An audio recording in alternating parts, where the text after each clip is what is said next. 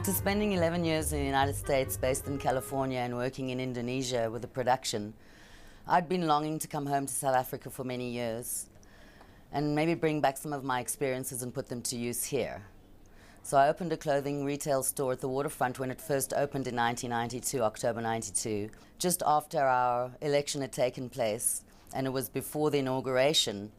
I heard that Nelson Mandela was making a personal appearance at two different places in Cape Town. One was on a Friday night. He was coming to address the Muslim community in Cape Town. And the following morning was a Saturday. He was coming to address the Jewish community in Cape Town. On my way home that evening, I thought, oh my gosh, I need to give this man a gift. I need to give him a present. And because it was already Friday night, there wasn't much time, but I thought, I've got a shirt in my closet at home. It was a black shirt with tan fishes. On the day that he was making this appearance this Saturday morning, I went into the synagogue with my gift, and Nelson Mandela appeared and made some speeches. And sure enough, when I got outside, the street was lined with thousands of people. Every nanny and granny from Sea Point, Cape Town was there to witness this occasion.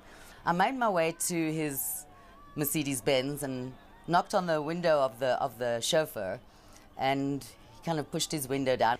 And I said to him, I've got this gift that I'd like to give to Nelson Mandela. I'd seen him, I was happy. Tuesday morning, I arrived back from the gym and I get a phone call from a girlfriend, and she says to me, Desiree, have you read Die Burger? And I said, well, I don't read Die Burger. She said, well, you better go down and get it.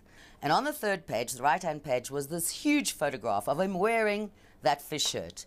And he'd worn it at the dress rehearsal to the opening of Parliament. So once that happened, I had to get over the reality of this, and then eventually I thought, okay, I must get a hold of his secretary. Her name was Mary Makladana. One day Mary called me and she said, Desiree, I'm going to arrange for you to meet the president. And I remember him arriving at his office door, and he says to me, so what do you do?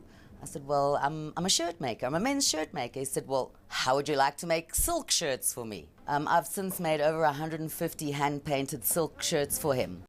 And I would imagine that coming out of prison after all those years and wearing the weirdest clothing in there, the last thing he wanted to do was step out and wear a suit and tie. So I think the silk shirts just gave him that extra charismatic attitude that he wanted to portray for the new South Africa. He told me that Giorgio Armani called him and was actually quite upset that he'd chosen to wear the shirts as opposed to the suits that he'd been sending him. That was probably my aha moment.